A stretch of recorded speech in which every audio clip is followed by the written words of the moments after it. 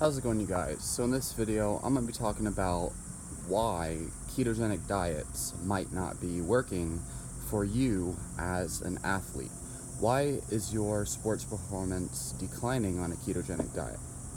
So first of all, you must understand that the most common cause of all problems on a ketogenic diet are people not getting enough sodium.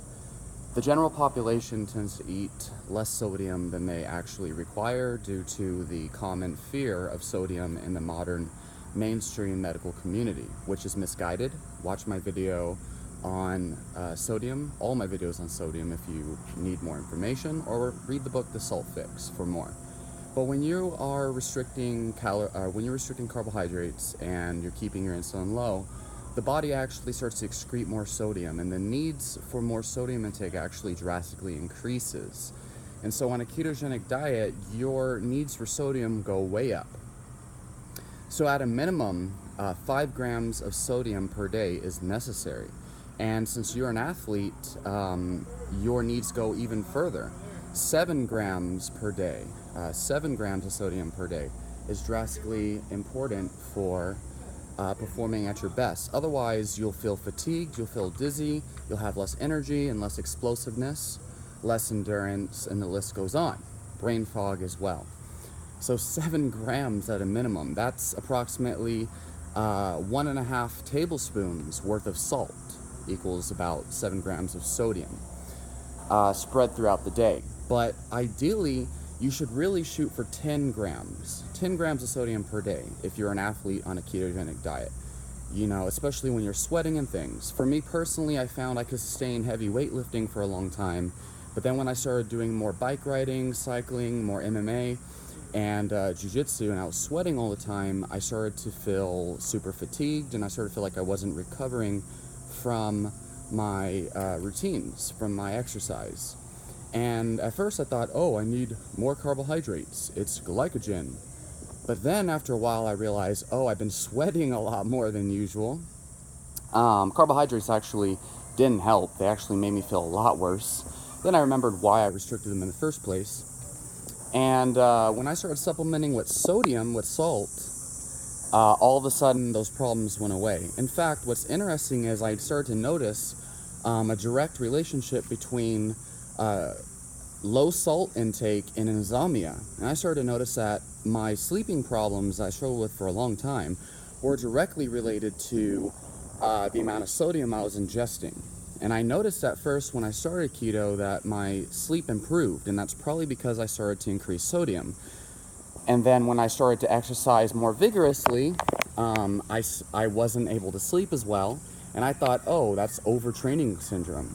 But then I realized, oh no, the reason why I can't sleep when I train harder is because I sweat more, I lose more salt, and salt is vitally important for reducing cortisol levels and adrenaline, indirectly of course, through aldosterone. So getting enough salt is absolutely important for all aspects of your well-being, even if you're not on a keto diet. Then when you are on a keto diet, especially when you're exercising vigorously, especially if you're intermediate to advanced athlete like I am, doing both MMA and powerlifting at the same time, training pretty much 7 days a week, twice a day now, your sodium needs drastically increase. So getting enough salt is vitally important. And I can't stress that enough, because the thing is, you know, you may think you're getting enough salt, and and it's funny because people come to me with problems. I'm like, well, how much salt are you eating? They're like, oh, I'm eating enough. 1/4 of a teaspoon a day. Like, guy, that's so little. You need at least a tablespoon a day. You probably need 2 tablespoons a day spread throughout the day. I know that sounds like a lot, but after you try it for a while, especially if you're properly supplementing with potassium, then, and that's going to need a whole nother video on its own, supplementing properly, like enough salt, like a lot of salt, and enough potassium, you're going to feel so much better within 2 to 5 minutes of ingesting such a massive dose of salt. So yeah, that's the number one most important thing. So obviously there's a couple other things that are important after you've done the 10 grams of sodium per day type of thing, right? If you're still having problems, and really try that. If you haven't tried the salt, nothing else is going to help you. So do the salt first. But if you still have problems, or even if you don't, it's important to track all your food. If you're not tracking your fat intake, your protein intake, you're not tracking your carbohydrate intake. Like, you might be ingesting too much carbs and being kicked out of ketosis, and you might experience hypoglycemia as a result of going in and out of ketosis. By the way, cyclic ketosis and targeted ketogenic diets are both bullshit. You're not doing a ketogenic diet at that point. You're pretty much cycling in and out of hypoglycemia. Unless, of course, you've been doing it long enough to become keto adapted, which can take up to 6 months minimum. Okay? So don't do that. Carbs will really just set you back. Even me, I'm at about 10% body fat right now, but I still do it for performance enhancement, right? Okay, so once you got that taken care of, calories and fat and protein. So it's important to track all of your nutrients with an app like Chronometer. MyFitnessPal doesn't actually track your micronutrients, and the ones that they do track are vitamin A and things that don't matter. Things you're going to be getting on this diet regardless. But you need to be tracking magnesium, potassium, you need to be tracking your vitamin B1, your folate, because those are vitamins and minerals that typically are deficient on a keto diet.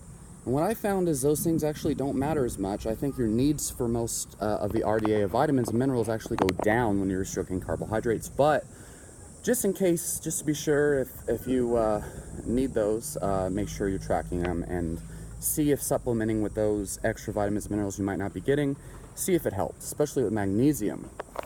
Furthermore, chronically under-eating calories probably will result in performance deficits. On a ketogenic diet, you need to be making sure that you're getting your energy intake and the majority of your calories from fat. Now, overeating protein is not nearly as dangerous as a lot of people say. It's not going to kick you out of ketosis if you get, 1.5 grams per pound of body weight. I recommend 1 gram per pound of body weight at a minimum for sports performance, but getting more is probably better. Whey protein is not going to kick you out of ketosis, but BCAAs probably will. And since ketogenic diets have a BCAA and a muscle sparing effect, especially in regards to leucine, it's not really recommended to supplement BCAAs. It's not necessary. So, making sure you're consuming enough fat, preferably from monounsaturated and saturated fats. For me personally, a day of eating looks kind of like I wake up, I make bulletproof coffee. I typically have about 400 calories worth of heavy cream, and then I might put a little bit of MCT oil or brain octane C8, might not. I actually think I feel better without it. But I have approximately 8 tablespoons worth of heavy cream or 4 tablespoons worth of butter. That gives you an easy, 400 calories. And then I might add maybe 25 grams worth of whey protein, but lately I haven't been doing that. And I'll take that pre-workout and I'll feel great and I'll feel better than ever. It's amazing. Then I'll have about 1 to 2 pounds of beef afterwards, depending on how full I want to be. And then lately I've been adding about 8 ounces worth of Parmesan cheese on top of that. I'm kind of addicted to that stuff, probably because of the casomorphins. But that's a great way to get a ton of salt and a ton of calories. That's about 900 calories for 8 ounces of Parmesan cheese. It's approximately 90 grams of protein and I believe around 90 grams of fat. So you're getting plenty of protein, plenty of salt, and plenty of calories in that one meal. And then typically I don't actually feel hungry for the rest of the day until the next morning, but just to be sure I'm getting enough protein and fat and calories to recover from my hard exercise regime, I make sure that I get another meal later on in the day, either 1 to 2 grams worth of, 1 to 2 pounds of beef, probably with sour cream, butter, cheese, whatever. And, you could do broccoli and stuff too, but a lot of people say they do much better without it. So anyway, leave your questions down below. Let me know what you think, and I'll talk to you on the next video.